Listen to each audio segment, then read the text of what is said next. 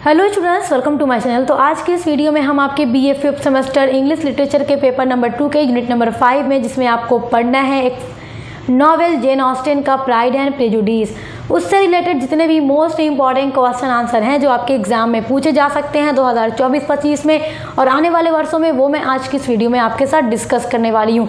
तो देखो, Jane Austen का ये जो नॉवेल है प्राइड एंड प्रेजुडिस, ये मैंने पूरा पढ़ा दिया, इसकी समरी मैंने अपलोड कर दी है और इससे जो लॉन्ग क्वेश्चन बनेगा उनके ऊपर मैंने भी वीडियो अपलोड कर दी है। मैं लॉन्ग क्वेश्चन को एक वीडियो में कवर करती हूँ ताकि आप लोग अच्छे से तैयार कर सकें, और जितने भी शॉर्ट इंपॉर्टेंट क्वेश्चन आंसर पूछे जाएंगे वो इस वीडियो में मैं डिस्कस करने वाली हूँ। और जेन ऑस्टिन का ये जो नॉवेल है वो बहुत लंबा नॉवेल है और इसमें बहुत सारे कैरेक्टर्स हैं। जब आप लोगों को मैंने पढ़ाया है तो आप लोगों ने देख ही लिया है। तो नॉवेल लंबा है, कैरेक्टर्स ज़्यादा हैं, इसलिए यहाँ से क्वेश्चन भी ज़्यादा बनेंगे। तो लंबा नॉवेल होने की वजह से इसमें कैरेक्टर ज़्यादा हैं। तो चलो, जितने भी इंपॉर्टेंट क्वेश्चन आंसर पूछे जाएंगे, क्योंकि जितने कैरेक्टर्स हैं सभी से क्वेश्चन पूछेंगे, सभी के बारे में आएगा, तो सारे क्वेश्चन को इस वीडियो में मैं आपको बता दूंगी, सभी का आंसर भी इस वीडियो में आपको दे दूंगी। तो चलिए वीडियो स्टार्ट करते हैं। तो देखिए, आपका इम्पॉर्टेंट क्वेश्चन है, where does Bennet's family live? Bennet family कहाँ रहती थी? तो आपको पता है ना बेनेट फैमिली कहाँ रहती थी। Bennet family lives in the village of Longbourn in Hertfordshire. Hertfordshire में लॉन्गबर्न नाम का एक विलेज है, उसी विलेज में बेनेट फैमिली रहती थी। नेक्स्ट आपका इम्पॉर्टेंट क्वेश्चन है, who is the head of the Bennet's family? Bennet family का हेड कौन है? देखो, हर फैमिली में जो फादर होते हैं वही हेड होते हैं, मुखिया होते हैं घर के। तो Mr Bennet, a witty and humorous old man, is the head of बेनेट्स family. Mr Bennet जो एक विटी यानी कि थोड़ा चालाक और हास्य वाले बूढ़े आदमी थे, वही बेनेट फैमिली के हेड हैं। नेक्स्ट आपका क्वेश्चन है, name of the daughters of Mr and Mrs Bennet. Mr and Mrs Bennet की डॉटर्स का नाम क्या है? तो इनकी 5 डॉटर्स हैं। तो 5 डॉटर्स के नाम आपको पता है, जब मैंने आपको नॉवेल पढ़ाया था तो आपको बताया था, तो मैंने आपसे कहा था तो देखो, आपको नाम याद रखना है हर एक कैरेक्टर्स के। और इस वैसे भी इस नॉवेल में बहुत सारे कैरेक्टर हैं, क्योंकि ये नॉवेल लंबा है और नॉवेल लंबा होने की वजह से यहाँ से बहुत ज़्यादा आपके शॉर्ट क्वेश्चन आंसर बनेंगे। तो पूरा इस वीडियो में बताऊंगी, तो आप पूरा देखिएगा, क्योंकि कोई भी एग्जाम में पूछा जा सकता है। फर्स्ट जो सबसे बड़ी बेटी थी वो थी जेन, जिसकी शादी बिंगले से होती है। फिर थी एलिजाबेथ, जिसकी शादी डर्सी से होती है। उसके बाद है कैथरीन, फिर है मैरी जो किताबों पढ़ने की शौकीन थी, फिर है लेडिया।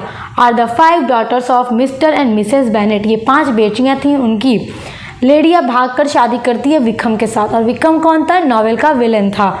तो आपको पता है, भागती है, फिर कैसे इनकी शादी होती है।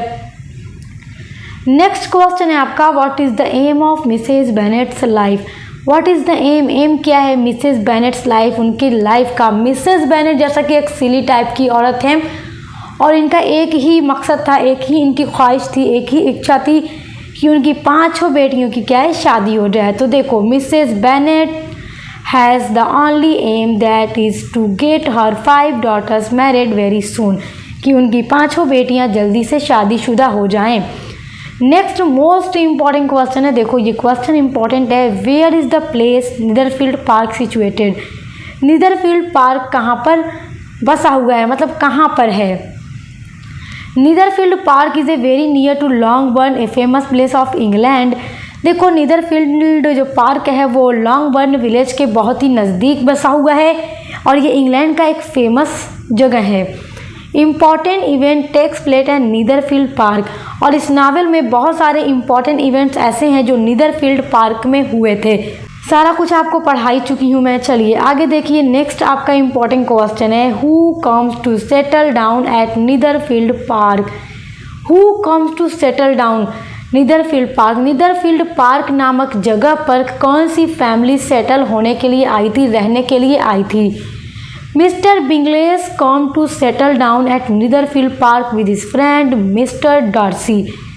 बिंगले जो था, मिस्टर बिंगले जो कि बहुत पैसे वाला आदमी था, ये अपने बेस्ट फ्रेंड मिस्टर डर्सी और अपनी 2 बहनों के साथ नीदरफील्ड पार्क में रहने के लिए आया था। Where he happens to meet Elizabeth and Darcy, और वहीं पर एलिजाबेथ और डर्सी की मुलाकात होती है। और आपको तो पता ही है कि जो डर्सी था वो बिंगले से भी ज़्यादा पैसे वाला आदमी था। चलिए आपका नेक्स्ट इम्पॉर्टेंट क्वेश्चन है, who are the chief relatives of Bennets. इस नावल में who are the chief relatives of Bennets, Bennets के सबसे करीब रिश्तेदार कौन है? तो आप लोगों को पता है Gardiners and Philips are the chief relatives of बेनेट्स family. Mr Collins is also the cousin of बेनेट्स family. देखो गार्डिनर और फिलिप्स जो थे, Mr and Mrs Gardiner, Mr and Mrs Philips, ये लोग बेनेट फैमिली के काफ़ी क्लोज रिश्तेदार थे। और जो मिस्टर कॉलिंस था वो भी मिस्टर बेनेट का कज़िन था, इसलिए ये भी इनका रिश्तेदार था। बाकी डार्सी बिंगले ये सब रिश्तेदार तो नहीं थे, लेकिन रिश्तेदारी बाद में होती है जब इनकी शादी इनकी बेटियों से होती है, तो वो भी नावल के एंड में। चलिए आपका नेक्स्ट क्वेश्चन है, does Elizabeth agree to proposal of Mr Collins. क्या एलिजाबेथ एग्री होगी, सहमत है टू द प्रपोजल, प्रस्ताव से of Mr Collins. Mr Collins जो था एलिजाबेथ से शादी करने के लिए प्रस्ताव रखता है, उसको प्रपोज करता है, शादी का प्रपोजल रखता है। तो क्या एलिजाबेथ उसके प्रपोजल को एग्री, मतलब उसके प्रपोजल से एग्री होगी, सहमत होगी? व्हाट इज़ द प्रपोजल, और प्रपोजल क्या है? शादी के लिए, ऑब्वियसली शादी के लिए है। Mr Collins proposes to Elizabeth, Mr Collins Elizabeth को प्रपोज करता है, but Elizabeth rejects because she knows that Collins is a foolish man. तो एलिजाबेथ उसे रिजेक्ट कर देती है क्योंकि वह जानती है कि मिस्टर कॉलिंस फुलिश मैन है, यानी कि बेवकूफ़ आदमी है। दस इस प्रकार in the rejection of the proposal she shows her sharp list. तो इस प्रकार ये प्रपोजल की अस्वीकृति में वह अपनी तीखी सूची भी उसको दिखाती है, मतलब इसको एकदम से रिजेक्ट कर देती है। 2 बार वो प्रपोज करता है, दोनों बार ही वो रिजेक्ट कर देती है। नेक्स्ट आपका क्वेश्चन है, हु इज़ मिस्टर कॉलिंस। अब ये क्वेश्चन बहुत इंपॉर्टेंट है कि मिस्टर कॉलिंस है कौन। देखो क्योंकि यहाँ से बहुत ज़्यादा क्वेश्चन आपके बन सकते हैं, बहुत इंपॉर्टेंट ये नॉवेल है आपके लिए। Mr Collins is a distant cousin of Mr Bennet's. Mr Bennet का एक बहुत ही करीबी, जैसे थोड़ा दूर का रिश्तेदार है और कज़िन है मिस्टर बेनेट का। He wants to marry Elizabeth, वो एलिजाबेथ से शादी करना चाहता है। But when Elizabeth rejects his proposal, लेकिन जब एलिजाबेथ उसके शादी के प्रपोजल को रिजेक्ट करती है, ही मैरीज शार्लेट लुकास, तो वो शार्लेट लुकास से शादी करता है। अब ये मिस लुकास कौन है? ये एलिजाबेथ की फ्रेंड है, और जब एलिजाबेथ शादी से रिजेक्ट करती है तो वो एलिजाबेथ की दोस्त से शादी कर लेता है। अब ये भी जानो कि ये एलिजाबेथ की दोस्त कॉलिंस से शादी करने के लिए तैयार क्यों हो जाती है। आपका नेक्स्ट वही इंपॉर्टेंट क्वेश्चन है, why is Charlotte Lucas ready to marry Collins. वो शादी के लिए तैयार क्यों हो जाती है? देखो Charlotte Lucas wants to marry Collins, जो शार्लेट लुकास थी वो कॉलिंस से शादी करने के लिए तैयार हो जाती है बिकॉज, क्योंकि she is under the economic pressure, क्योंकि वो बहुत ज़्यादा इकोनॉमिक प्रेशर यानी आर्थिक दबाव में है। शी थिंक्स, वो सोचती है आफ्टर द मैरिज की शादी के बाद she will be able to get economic security, और वो ये सोचती है कि शादी के बाद जब वो कॉलिंस से शादी कर लेगी तो उसके बाद जो उसकी इकोनॉमिक कंडीशन है वो अच्छी हो जाएगी क्योंकि इसके पास पैसे वैसे हैं। आपका नेक्स्ट इंपॉर्टेंट क्वेश्चन है, what does Charlotte Lucas feel after the marriage. ये सारा जो क्वेश्चन है मैं आपको बता रही हूँ, नॉवेल आप लोग पढ़ लेंगे तो आपके लिए और भी इजी हो जाएगा। जो भी क्वेश्चन आ जाए शॉर्ट में लॉन्ग में सब आप कर लेंगे। देखो इस नॉवेल से जितना भी लॉन्ग क्वेश्चन आएगा तो एक एक लॉन्ग क्वेश्चन पर मैं एक एक वीडियो अपलोड करती हूँ, क्योंकि लॉन्ग क्वेश्चन के आंसर भी लॉन्ग होते हैं, तो एक वीडियो में ही मैं पूरा कवर करा देती हूँ, नोट्स आपको दे देती हूँ, आंसर का समझा भी देती हूँ। तो बेनेट फैमिली के ऊपर एक बहुत इंपॉर्टेंट क्वेश्चन है, वो ऑलरेडी मैं अपलोड करके प्लेलिस्ट में ऐड कर चुकी हूँ, तो आप लोग देख लीजिएगा। आफ्टर हर मैरिज, अच्छा क्वेश्चन आपका क्या है, what does Charlotte Lucas feel after the marriage. Colin से शादी करने के बाद ये शार्लेट लुकास कैसा फील करती है। After the marriage with Collins से शादी करने के बाद Charlotte Lucas does not feel pleaser, वो खुशी आनंद महसूस नहीं करती शादी के बाद। बिकॉज, क्योंकि Collins is a foolish man, Collins एक बेवकूफ़ आदमी है। दो, इसलिए he is a rich man, वो मतलब रिच मैन तो है लेकिन बेवकूफ़ आदमी है। Charlotte Lucas often feel insulted, और शार्लेट लुकास अक्सर अपने आप को अपमानजनक फील करती है, मतलब इसको अपनी इंसल्ट फील होती है। When her husband passes foolish remark, जब उसका हस्बैंड मूर्खतापूर्ण टिप्पणी करता है, मतलब कभी उसका हस्बैंड जब भी ऐसी कोई बात करता है किसी के सामने, या जब भी पागलों वाली बेवकूफ़ों वाली, तो मतलब ये अपने आप को बहुत इंसल्ट फील करती है, बहुत बुरा फील करती है। इस वजह से ये शादी के बाद उतना खुश नहीं थी, क्योंकि कॉलिंस बहुत बेवकूफ़ आदमी था, कुछ भी बोलता था। नेक्स्ट इंपॉर्टेंट क्वेश्चन है, what does Darcy point out when he first sees Elizabeth. What does Darcy point out, Darcy ने क्या सोचा when he first sees Elizabeth, जब वो एलिजाबेथ को पहली बार देखता है तो वो एलिजाबेथ के बारे में क्या सोचता है, डर्सी क्या सोचता है। ये क्वेश्चन मोस्ट इम्पॉर्टेंट है, क्योंकि देखो डर्सी एंड एलिजाबेथ ही इस नॉवेल के हीरो एंड हीरोइन हैं, तो इनसे रिलेटेड क्वेश्चन आपके लिए ज़्यादा इम्पॉर्टेंट होगा। व्हेन डर्सी सीज, जब डर्सी देखता है एलिजाबेथ फर्स्ट, एलिजाबेथ को पहली बार पार्टी में देखा था ना, या पहली बार, ही कमेंट्स, वो कमेंट करता है, वो ये कहता है that Elizabeth is not so beautiful that she can attract him.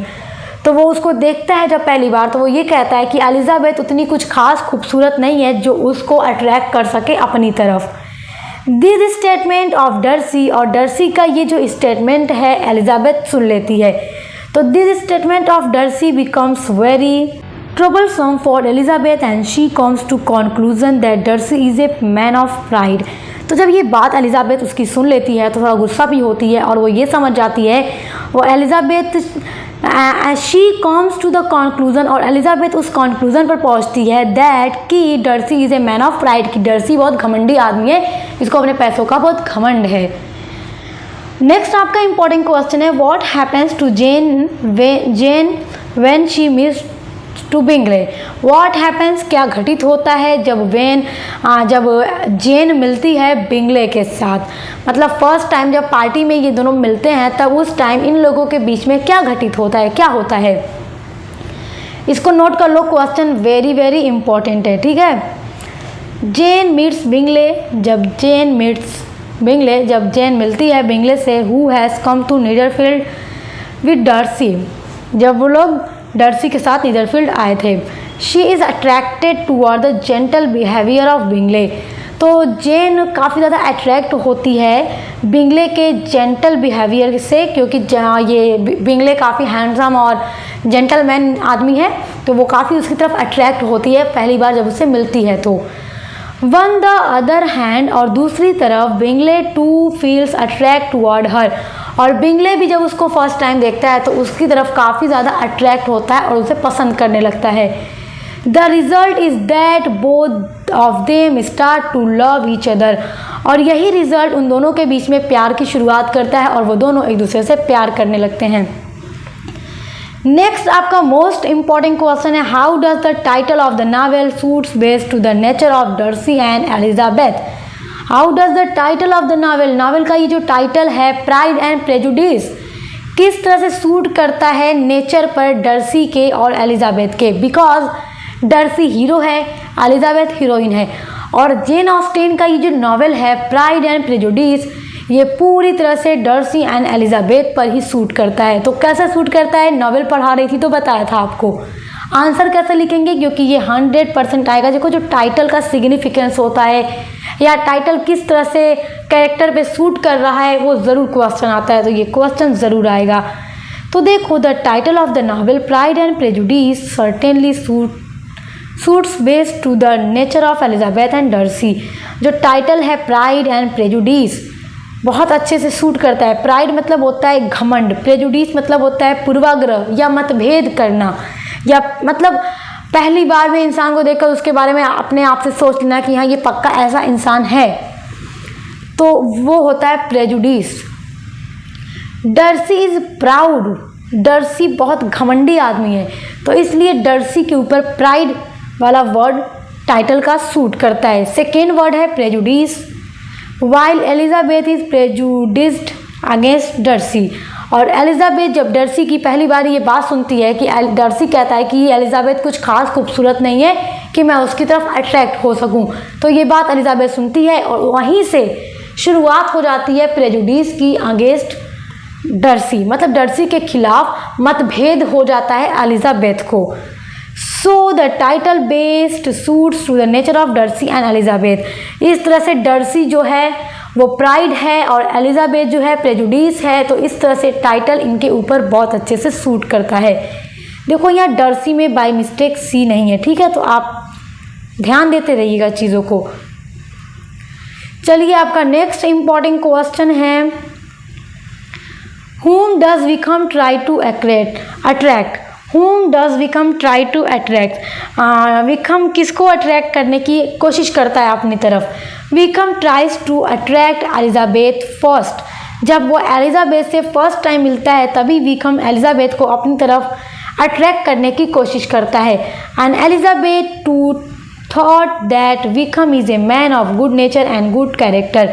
और जब एलिजाबेथ विक्रम से मिलती है तो विक्रम से मिलने के बाद वो सोचती है कि Vikram is a man of good nature, कि विक्रम एक बहुत ही अच्छा इंसान है, बहुत अच्छे कैरेक्टर का इंसान है।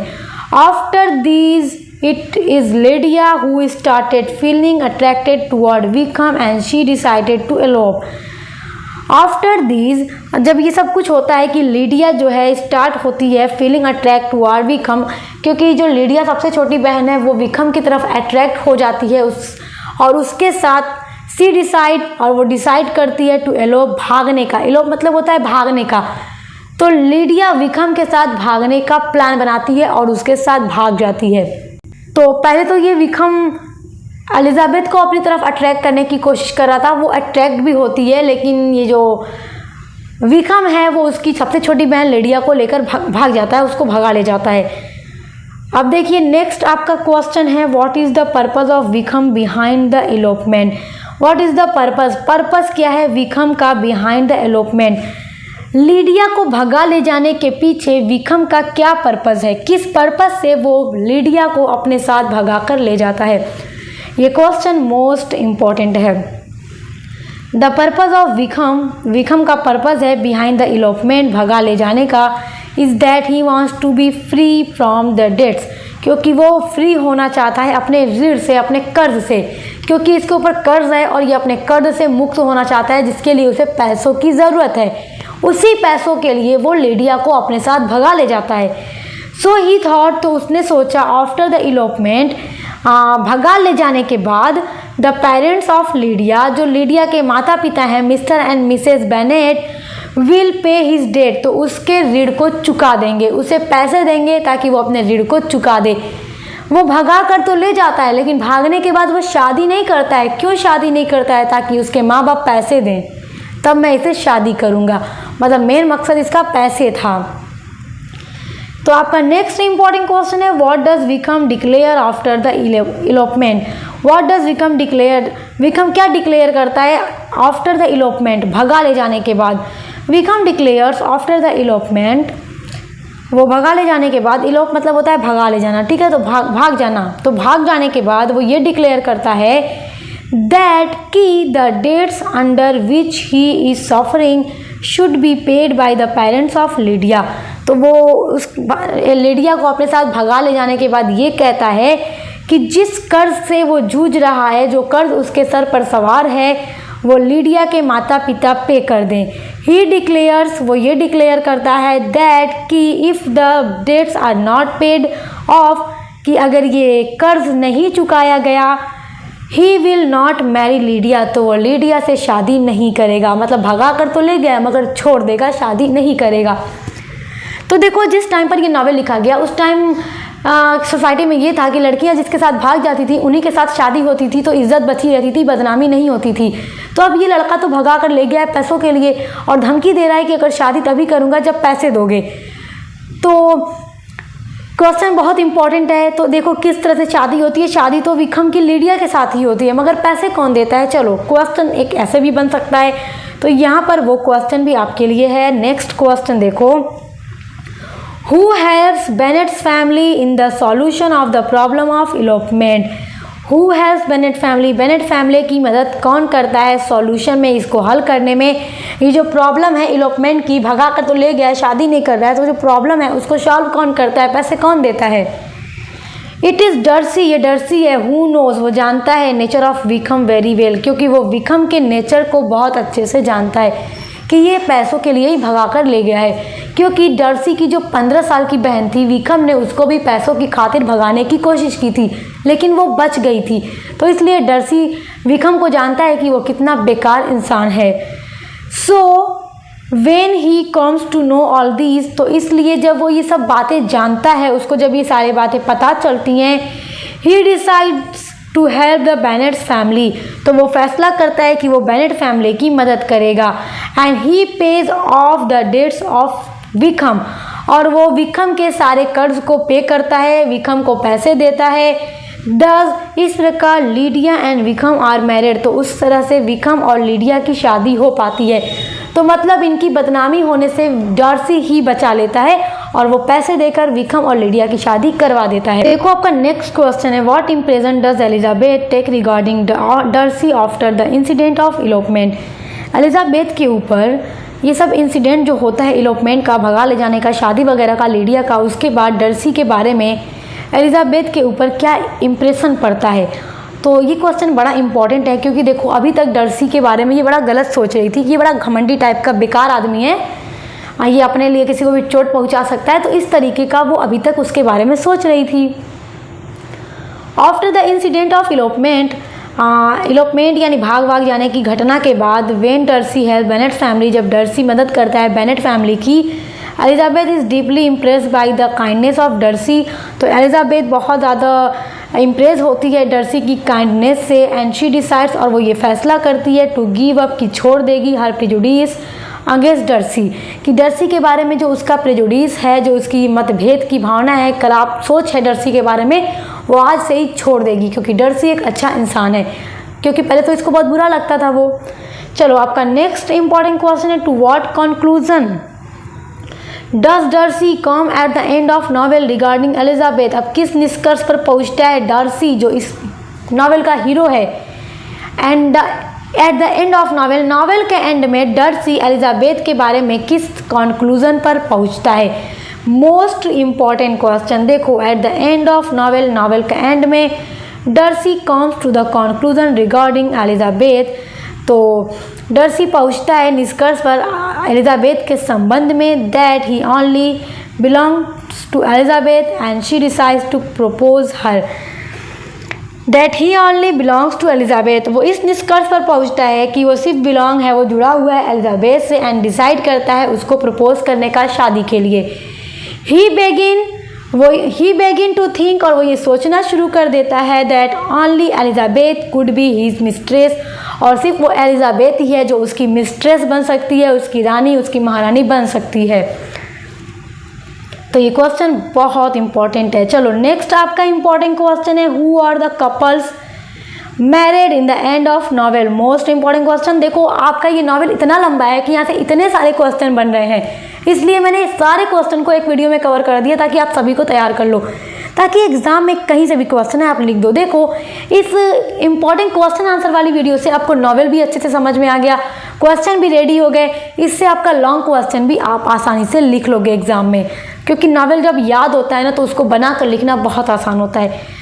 हु आर द कपल्स, कौन से कपल हैं जो मैरिड होते हैं इन the end of novel, novel के एंड में।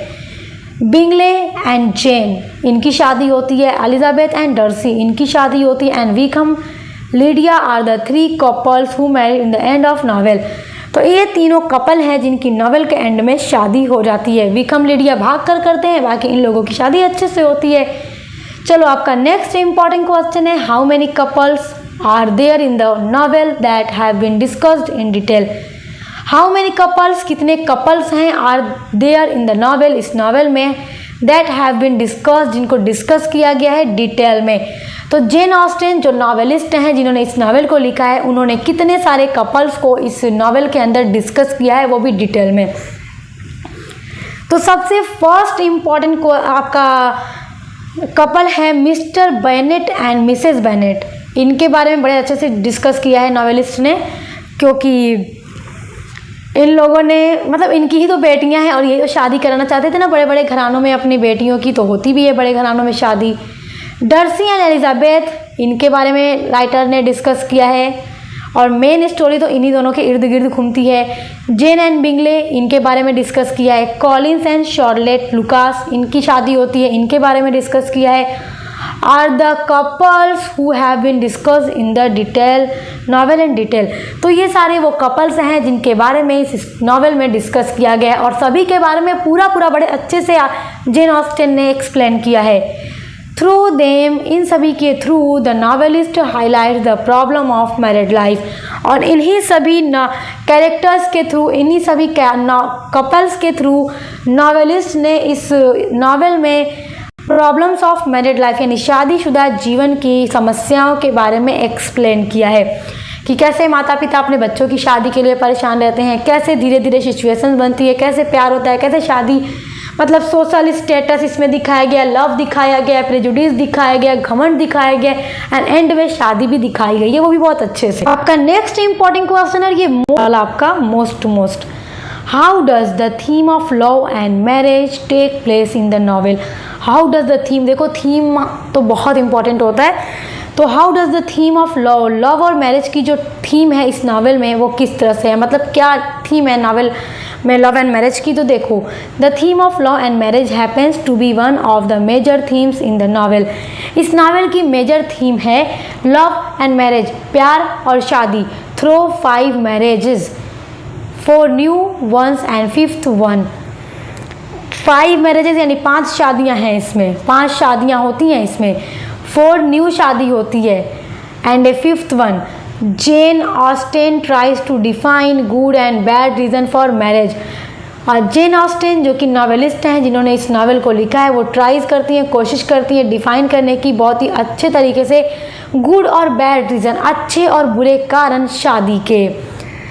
किसी की शादी भाग कर हुई तो उसके बारे में दिखाया गया, किसी की अच्छे से हुई, कुछ मिसअंडरस्टैंडिंग क्रिएट हुई जो नावल के एंड में ख़त्म हुई, तो सब कुछ के थ्रू नॉवेलिस्ट ने लव एंड मैरिज की थीम को मेजर थीम रखा है। Charlotte Lucas and mister Collins, इनकी शादी हुई, ये भी न्यू कपल थे। लीडिया एंड विकेम जो भाग कर शादी करते हैं, ये दूसरा मेन कपल है। जेन एंड बिंगले, नावल के एंड में इनकी शादी होती है, ये तीसरा कपल है। And Elizabeth and Darcy are 4 newly weds, ये सब नए नए शादीशुदा हैं। The old marriage to be discussed is that of Mr and Mrs Bennet, और जो पुराने मैरिज हैं मतलब जो पुराने शादीशुदा लोग हैं इस नावल में, जहाँ से नावल की शुरुआत होती है, वो हैं मिस्टर एंड मिसेस बेनेट। तो इसलिए कहा गया है कि 5 शादीशुदा जीवन से रिलेटेड चीज़ों को डिस्कस करके राइटर ने इसमें प्यार और शादी की थीम को रखा है। 4 शादियाँ नई नई होती हैं और एक पुरानी जिनकी बेटियां होती हैं 5। तो चलो ये मेन थीम है, आई होप आप बहुत अच्छे से समझ गए होंगे। तो ये क्वेश्चन आपके लिए मोस्ट इंपॉर्टेंट है। तो देखो प्राइड एंड प्रेजुडिस से जितना भी मोस्ट इंपॉर्टेंट क्वेश्चन आपका बन सकता है शॉर्ट में वो मैंने बता दिया। लॉन्ग के लिए भी मैंने वीडियो अपलोड की है, तो आप प्लेलिस्ट को चेक कर लीजिएगा इंग्लिश लिटरेचर पेपर 2 की। तो अब मिलते हैं नेक्स्ट वीडियो के साथ।